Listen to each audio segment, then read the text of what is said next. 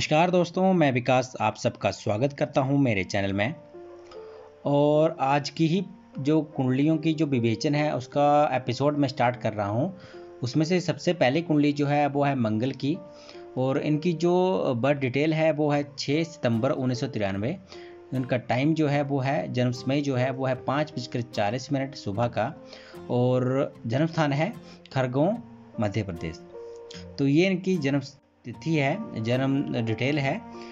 और इसके अलावा जैसे कि मैं पिछली वीडियो में भी आपको बताया हुआ है कि कोई भी अपनी कुंडली के बारे में जानना चाहता है, कोई भी प्रश्न उनके मन में है अपनी कुंडली से रिलेटेड, चाहे वो रत्न से रिलेटेड हो या फिर आपके जो किसी भी समस्या से रिलेटेड हो या किसी पर्टिकुलर सवाल हो आपका, जैसे जॉब से रिलेटेड हो या मैरिज से रिलेटेड हो, तो बेझिझक आप पूछ सकते हो। इसके लिए आपको अपनी जो वर्ड डिटेल है वो मुझे सेंड करनी है, व्हाट्सएप पे सेंड कर सकते हो या फिर कमेंट बॉक्स पे भी आप डाल सकते हो। और जब भी आपका टर्न आएगी, जब भी आपकी लिस्ट में से आपकी बारी आएगी, तो आपका जो विवेचन है वो कर दिया जाएगा और वीडियो के माध्यम से आपको इसका लाभ जो है मिल जाएगा। इसके अलावा कोई भी जो इच्छुक है, जो जल्दी से अपना विवेचन जो करवाना चाहता है, पर्सनली जो मुझसे जो कांटेक्ट करना चाहते हैं वो भी कर सकते हैं। और इसके जो चार्जेस रहेंगे, पर्सनली जो चार्जेस रहेंगे वो काफ़ी कम हैं, और ये चार्जेस जो हैं वो मैं आपको व्हाट्सएप पे बता दूंगा। इसके अलावा यूट्यूब पे जो भी मैं कुंडली अपलोड करता हूँ वो सारी की सारी फ्री रहती हैं, इसका कोई भी जो शुल्क यहाँ पे नहीं लिया जाता। और इसके अलावा जो आपकी कुंडलियाँ जैसे आपको वेट नहीं कर सकते हो आप, तो वो आप मेरी पेड सर्विस में भी ले सकते हो, ठीक है। तो पेड सर्विस में जो, जैसे कि मैंने आपको बताया, आप मेरी जो चार्जेस हैं वो आपको वहाँ पे बता दिए जाएंगे। इसके अलावा फ्री सर्विस भी जो है वो आप यहाँ पे ले सकते हो वीडियो के माध्यम से। तो वक्त ज़ाया ना करते हुए यहाँ पे मैं कुंडलियाँ जो यहाँ पे आज की ली हुई है उसको हम इसके बारे में डिस्कस करेंगे और बात करेंगे, ठीक है। तो आज की जो कुंडली थी, जैसे आपको मैंने बताया, ये है मिस्टर मंगल। इनकी जो बर्थ डिटेल है वो भी आपको बताई। इनका जो प्रश्न था वो हम देखते हैं। इनका प्रश्न जो है वो था लकी जेमस्टोन के बारे में, ठीक है। लकी जेमस्टोन के बारे में इनका प्रश्न था। और जैसे कि इन्होंने पूछा था कि कौन सा रत्न जो है मेरे लिए अच्छा रहेगा, कौन सा रत्न जो है मेरे लिए भाग्यशाली है। लकी जेमस्टोन के बारे में पूछा हुआ है। तो सबसे पहले तो इसके लिए हम क्या करेंगे कि ग्रहों की स्थिति, हम ग्रहों की जो स्थिति है वो हम इसको जानेंगे और देखेंगे कौन से ग्रह जो है यहाँ पे मारक हैं, कौन से योग कारक हैं, या फिर ऐसे भी बोल सकते हैं कि कौन से जो ग्रह हैं वो किस मारक घर के जो स्वामी हैं, और कौन जी हाँ वो जो योग कारक घरों के स्वामी हैं, ठीक है। तो यहाँ पे जैसे हम बात करें तो इनकी जो लगन कुंडली है वो है सिंह लगन की कुंडली। और देखिए कि सिंह लगन में कुंडली में सिंह लगन में ही इनका जो सूर्य है, जो लगन अधिपति हैं, जो लगनेश हैं, वो सूर्य हैं जो कि लगन में ही बैठे हुए हैं। साथ में बुध बैठे हुए हैं, तो यहाँ पे बुध आदित्य योग का निर्माण यहाँ पे होता है, ठीक है। और उसके बाद बात करूँ मैं दूसरे भाव की, दूसरे भाव में मंगल और गुरु की युति है, और यहाँ पे वो बैठे हुए हैं बुध की राशि कन्या में। उसके बाद तृतीय भाव में कोई भी ग्रह नहीं बैठा हुआ है, हालांकि चंद्रमा की दृष्टि यहाँ पे पड़ रही है। और उसके बाद जैसे कि बात करूँ मैं राहु की, तो राहु जो है वो अब नीच के होके बैठे हुए हैं चतुर्थ भाव में। उसके बाद पंचम भाव में कोई भी ग्रह जो है वो नहीं बैठा हुआ है, हालांकि मंगल की चतुर्दृष्टि जो है वो यहाँ पे पड़ रही है, ठीक है। उसके बाद बात करूं तो यहाँ पे आपके षष्ठम भाव में कोई भी ग्रह नहीं बैठा हुआ है, हालांकि शुक्र की दृष्टि जो है, सप्तम दृष्टि जो है वो यहाँ पे पड़ रही है। शनि की बात करूं तो शनि जो है वो सप्तम भाव में बैठे हुए हैं अपनी ही राशि कुंभ में, ठीक है। और दृष्टि भी हम देखो, दृष्टि भी जो है सूर्य की दृष्टि भी पड़ रही है, बुध की दृष्टि भी पड़ रही है यहाँ पे। और उसके बाद बात करूँ जैसे आपके अष्टम भाव की, तो अष्टम भाव में भी कोई ग्रह नहीं बैठा हुआ है, लेकिन आपका मंगल जो है वो यहाँ पे दृष्टि डाल रहा है, और साथ में गुरु की दृष्टि भी यहाँ पे पड़ रही है। इसके बाद बात करूँ तो यहाँ पे देखा जाए तो राहु की दृष्टि भी यहाँ पे पड़ रही है, पंचम दृष्टि जो है राहु की वो पड़ रही है। और उसके बाद चंद्रमा की बात करूँ तो चंद्रमा जो है वो बैठे हुए हैं मंगल की राशि मेष में, नवम भाव में। और केतु की बात करूँ तो केतु भी नीच के बैठे हुए हैं आपके दसम भाव में बैठे हुए हैं वृष राशि में। और उसके बाद देखा जाए तो आपके 11वें भाव में भी कोई ग्रह नहीं बैठा हुआ है, उसके अलावा दृष्टि की बात मैं करूँ तो दृष्टि यहाँ पे किसी ग्रह की दृष्टि, यहाँ पे गुरु की बात करूँ तो गुरु यहाँ पे गुरु की दृष्टि भी नहीं पड़ रही, यहाँ पे किसी भी ग्रह की दृष्टि यहाँ पे नहीं पड़ रही है। और उसके बाद बात करूँ मैं 12वें भाव की, तो 12वें भाव में शुक्र विराजमान है चंद्र की राशि कर्क में, ठीक है।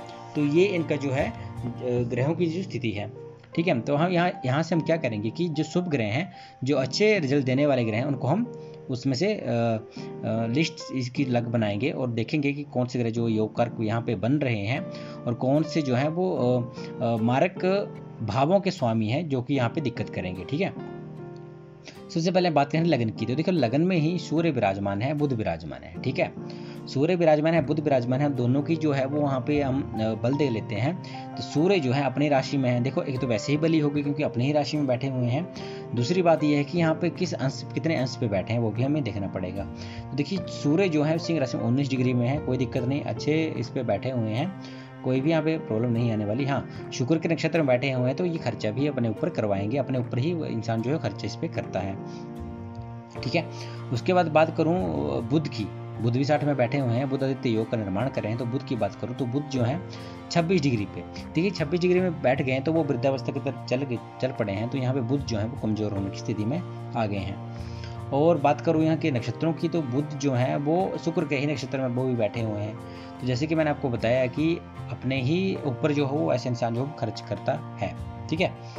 उसके बाद जैसे सूर्य और बुध यहाँ पे बैठे हुए हैं तो ऐसे जो व्यक्ति होता है काफ़ी प्रभावशाली व्यक्ति होता है।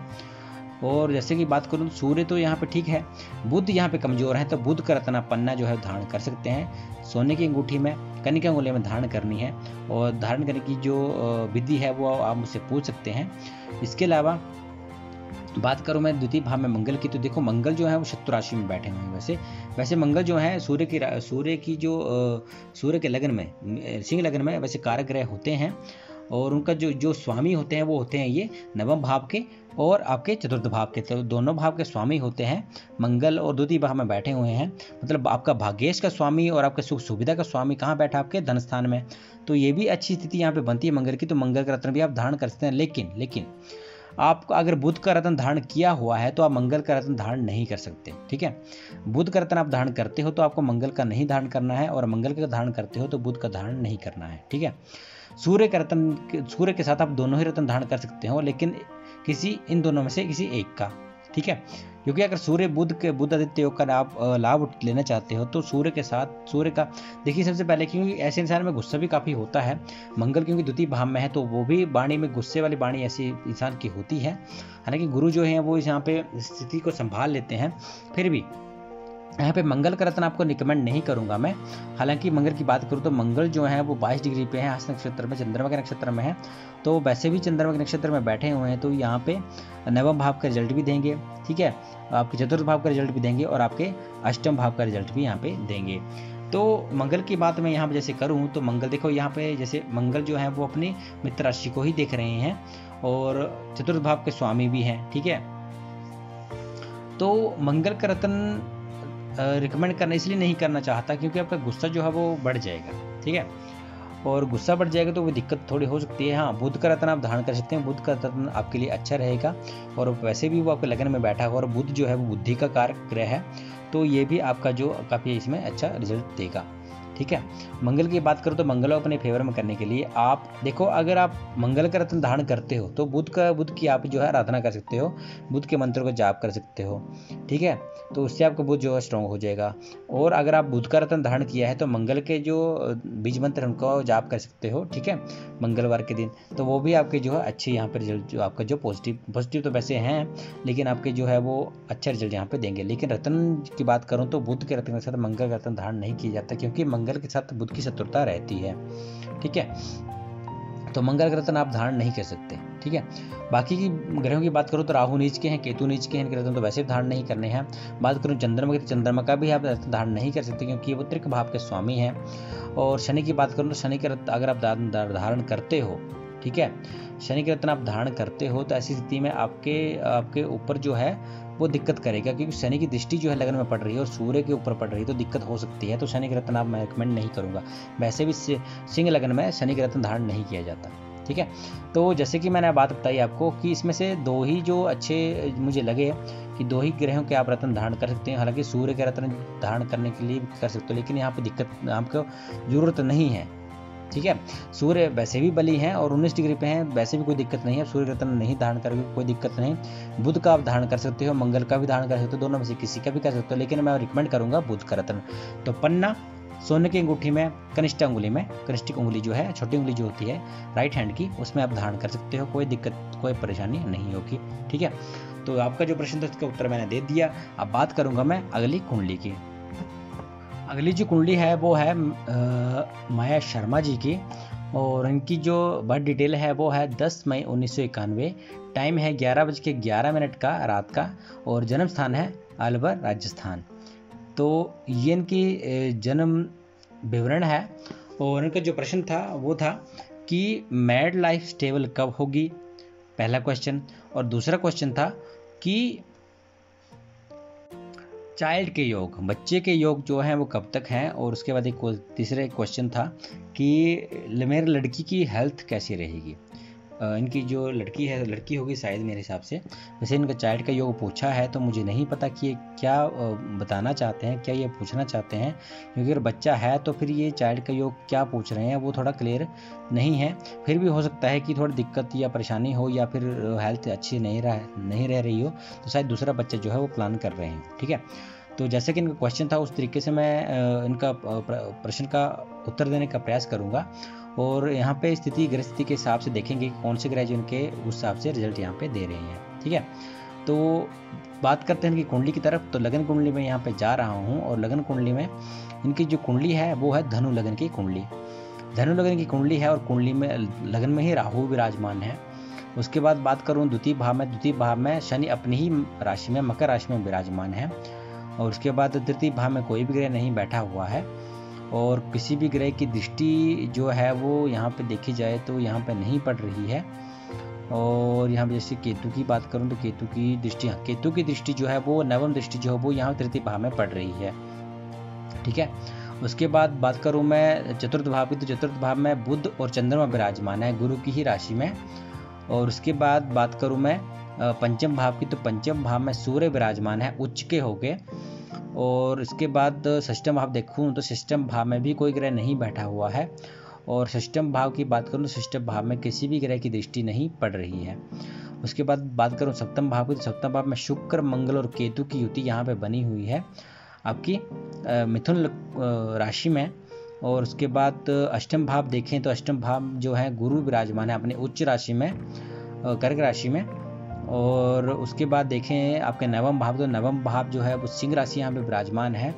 और यहाँ पे दृष्टि की बात करूँ तो दृष्टि जो है वो राहु की दृष्टि जो है वो यहाँ पे पड़ रही है आपकी, इनकी जो नवम दृष्टि है राहु की वो यहाँ पे पड़ रही है। उसके बाद बात करूँ मैं दसम भाव की, दसम भाव जो है वहाँ पे भी कोई ग्रह नहीं बैठा हुआ है। हालांकि बुध अपनी राशि को देख रहे हैं, चंद्रमा जो है वो उस राशि को देख रहे हैं, चंद्रमा बुध की दृष्टि जो है वो यहाँ पे पड़ रही है, साथ में मंगल की चतुर्दृष्टि भी यहाँ पे पड़ रही है।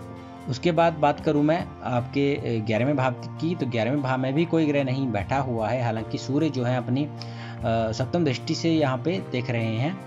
और उसके बाद बात करूं मैं आपके 12वें भाव की, तो 12वें भाव में भी कोई ग्रह नहीं बैठा हुआ है फिलहाल। और दृष्टि की बात करूं तो गुरु की दृष्टि जो है वो यहाँ पे पड़ रही है, ठीक है। गुरु की जो पंचम दृष्टि है वो यहाँ पे 12वें भाव में पड़ रही है। तो ये इनकी ग्रह स्थिति है। अब जैसे कि इनका क्वेश्चन था कि मैरिड लाइफ स्टेबल कब होगी। स्टेबल कब होगी इसका मतलब है कि स्टेबिलिटी जो है मैरिड लाइफ में नहीं है। तो देखते हैं दिक्कत कहाँ आ रही है। तो देखिए यहाँ पे मैरिड लाइफ देखने के लिए हम सप्तम भाव को देखा जाता है, और सप्तम भाव में शुक्र विराजमान है, मंगल विराजमान है और केतु विराजमान है, ठीक है। अब देखें तो राहु और केतु दोनों ही उच्च के यहाँ पे हुए हैं, क्योंकि राहु जो है वृश्चिक राशि गलत हो गया, राहु नीच के हैं, केतु भी नीच के यहाँ पे हो गए हैं, क्योंकि राहु जो है वो वृश्चिक और धनु राशि में नीच के हो जाते हैं, और केतु भी आपके वृष और मिथुन राशि में नीच के हो जाते हैं। तो ये दोनों जो हैं वो नीच के हो गए। और गुरु की बात करूं तो गुरु तो वैसे अष्टम भाव में त्रिक भाव में चले गए हैं, हालांकि उच्च की राशि में बैठे हुए हैं। थोड़ी जो है आपकी कुंडली जो है उसमें मिला जुला यहाँ पे फल मिलेगा आपका। जो देखिए राहु का नीच का होना लगन में और केतु का नीच का होना सप्तम भाव में, तो प्रॉब्लम कहाँ पे है, एक प्रॉब्लम करेगा ये कहाँ पे आपके शरीर को, देखो एक तो शरीर में बीमारी ला के रख देगा, दूसरी बात यह है कि शारीरिक कष्ट काफ़ी ज़्यादा होगा। ठीक है, थोड़ा कुछ टाइम के बाद बीमारी चली रहेगी, कुछ ना कुछ बीमार होते रहोगे, कहीं ना कोई दिक्कत आपको, परेशानियाँ यहाँ पे आती रहेंगी। बात करूँ सप्तम भाव पे, तो सप्तम भाव पे राहु की दृष्टि भी पड़ रही है और केतु भी यहाँ पे विराजमान है। देखो एक चीज़ यहाँ पे ये भी है कि यहाँ पे मंगल भी यहाँ पे विराजमान है, और मंगल जो है अपने शत्रु राशि में है। मांगलिक भी हो आप, मांगलिक हो तो मंगल जो है, मंगल दोष एक तो एक ये बना, और केतु यहाँ पे साथ में है, तो एक अंगारक योग जो है वो यहाँ पे बनता है, जो कि मंगल के साथ केतु की युति के साथ वो बनता है, वो भी दिक्कत करता है। तो मैरिड लाइफ में स्टेबिलिटी ये है कि आपकी कुंडली में जो स्थिति है ग्रह की, मंगल और केतु की, वो अच्छी नहीं है। ठीक है, और अच्छी ना होने के बावजूद देखिए एक चीज़ ये भी है कि मंगल जो है वैसे पंचम भाव के स्वामी और अष्टम भाव के स्वामी भी है। ठीक है, सॉरी, पंचम भाव और आपके 12वें भाव के स्वामी हैं, और मंगल सप्तम भाव में बैठे हैं, तो एक तो मांगलिक, दूसरी बात यह है कि एक 12वें भाव के स्वामी भी हैं, तो भी यह दिक्कत और परेशानियाँ क्रिएट करेंगे। हालांकि यहाँ पे देखी जाए तो देखिए इस आपके पंचम भाव के स्वामी भी हैं, तो दिक्कत बच्चों में नहीं आने वाली, तो नहीं कि बच्चा कब तक योग बनेंगे। देखिए सूर्य यहाँ विराजमान है उच्च के होके, कोई दिक्कत नहीं आने वाली। हालांकि पापी ग्रह आपके क्रूर ग्रह होते हैं सूर्य, पर इतने भी दिक्कत नहीं आने वाले कि थोड़ी दिक्कत कुछ ज़्यादा प्रॉब्लम की। सूर्य जो है मेष राशि में 25 डिग्री पे हैं और शुक्र के नक्षत्र में बैठे हैं, तो ऐसा नहीं है। हाँ, ऐसा हो सकता है कि आपकी जो मैरिज है, लव मैरिज हुई हो या इंटरकास्ट मैरिज हुई हो, ऐसे आपके योग बनते हैं, तो ऐसा हो सकता है। हालांकि इसके अलावा जैसे बच्चे की बात करूँ तो देखो यहाँ पे बात करें तो देखो मंगल जो है वो 20 भाव के कारक ग्रह हैं। मांगलिक दोष का प्रभाव जो है वो वैवाहिक जीवन पे पड़ता है, एक्चुअली वैवाहिक सुख में पड़ता है। हालांकि शुक्र यहाँ पे विराजमान है, तो शारीरिक सुख जो है, मैरिज लाइफ का शारीरिक सुख जो है वो यहाँ पे आपको मिल सकता है, लेकिन गुस्सा और गुस्से की वजह से सारी दिक्कत यहाँ पे आने वाली है आपकी लाइफ में, आपकी मैरिड लाइफ में। तो गुस्से की वजह से ही सारा दिक्कत आती है, बात बात पे गुस्सा, चाहे आपका हो चाहे आपके पति का हो, तो वो दिक्कत यहाँ पे हो रही है। ठीक है, दूसरी बात आपका शरीर भी आपका साथ नहीं दे पाता, आपका शरीर में भी काफ़ी कष्ट बने रहते हैं। और जैसे कि बात करूं हम अंगारक योग की, तो अंगारक योग में भी दिक्कत आती है, क्योंकि अगर मंगल जो है, क्योंकि गुस्से वाला ग्रह है और काफ़ी ज़्यादा विच्छेदक ग्रह भी इसको बोला जाता है, तो मंगल यहाँ पे सप्तम भाव में बैठा हुआ है तो दिक्कत करता है। साथ में केतु जो हो वो भी दिक्कत करता है। केतु का मंगल के साथ होना, देखो मंगल अगर 100% जो है वो दिक्कत करता है, तो केतु जो है वो 150% जो है वो दिक्कत करता है। ठीक है, क्योंकि मंगल अगर शेयर है तो केतु सवा शेयर है, मंगल के ही कॉपी करता है, तो इसी वजह से अंगारक योग जो है वो अच्छा नहीं होता।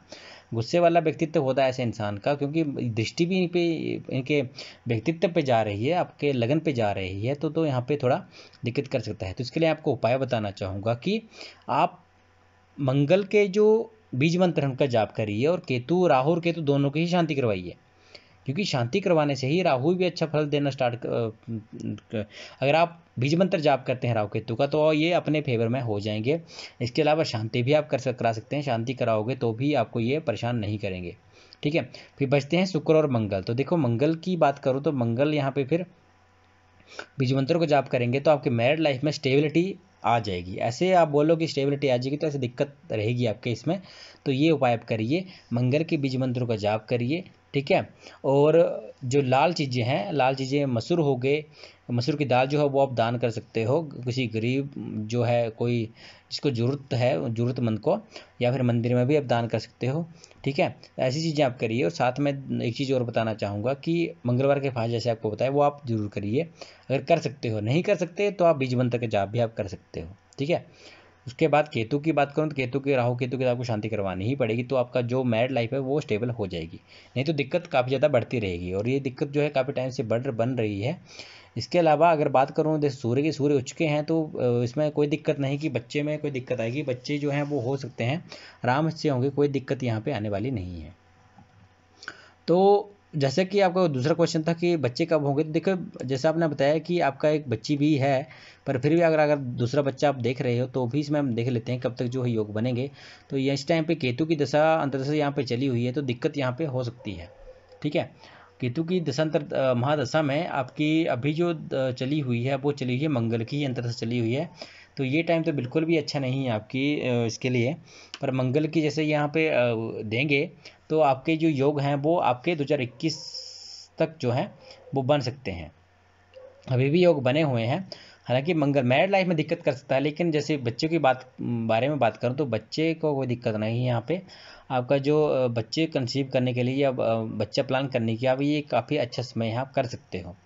इसके बाद जो उसका चांसेस अच्छे बनते हैं वो भी हैं कि अगर लड़का की, अगर जैसे आपकी बच्ची है, अगर लड़के की आप ख्वाहिश रख रहे हैं तो आप कोशिश करें कि आप 2022 के बाद अप्रैल 2022 के बाद जो है वो ट्राई करेंगे तो इसमें आपको सफलता प्राप्त होगी। ठीक है। अब जैसे कि आपने पूछा कि बच्चे की हेल्थ कैसी रहेगी, तो बच्चों का भाव जो है वो आपका देखा जाता है पंचम भाव से। देखिए पहली संतान की बात करूं तो पहली संतान का भाव भी पंचम भाव है। और क्योंकि आप जैसे बच्ची की बात की तो स्वास्थ्य के बारे में देखूं तो यहाँ पे आपका जो बच्चों का स्वास्थ्य है वो देखा जाएगा आपके पंचम भाव से, क्योंकि पहली संतान है तो पंचम भाव से देखा जाएगा। और पंचम भाव की बात मैं यहाँ पे करूँ तो पंचम भाव का स्वामी जो है वो मंगल है, और मंगल की ही राशि पे सूर्य विराजमान है उच्च के हो गए। ठीक है। तो ऐसा कुछ नहीं है, कुछ कुछ छोटी मोटी जो गुस्से वाली जो है वो बच्ची हो सकती है, और साथ में छोटी छोटी चीज़ें जो हैं वो जैसे कुछ न कुछ प्रॉब्लम जो है वो चली रहेगी।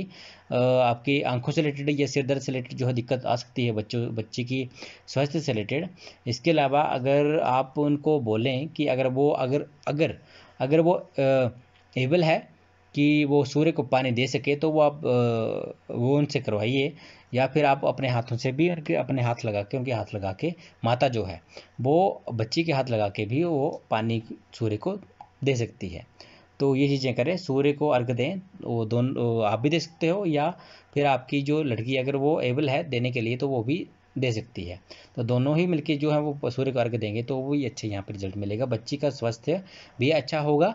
और साथ साथ में उनका अगर आइज से रिलेटेड दिक्कत है आ रही है, या फिर इनको सिर दर्द में दर्द रखती है तो भी वो उनका जो प्रॉब्लम है वो ठीक हो जाएगी। ठीक है। तो जैसे कि आपके 3 क्वेश्चन थे, ये मैंने आपको आंसर यहाँ पे दे दिए। इसके अलावा कोई भी या कुछ भी दिक्कत यहाँ पे रहती तो आप मेरी दूसरी सर्विस में भी आप मुझसे पूछ सकते हो, कोई दिक्कत नहीं है। तो जैसे कि मैंने आज की कुंडली के बारे में आपको बता दिया, यहाँ पे एक चीज़ बताना चाहूँगा पहले की तरह कि किसी को भी अगर आप ज़रूरत है कुंडली दिखाने की, कोई दिखाना चाहते हैं तो वो मुझसे कॉन्टैक्ट कर सकते हैं। आई होप आपको जो आज का टॉपिक है, आपकी आज की जो वीडियो है वो पसंद आई होगी। अगर आज की वीडियो आपको अच्छी लगी तो वीडियो को लाइक करें, कमेंट करें, और हो सके तो शेयर भी करें। ज़्यादा से ज़्यादा दोस्तों को, अपने रिश्तेदारों को बताएं। और आज का वीडियो, आज का टॉपिक मैं यहीं पे समाप्त करता हूँ। आज के लिए इतना ही। धन्यवाद।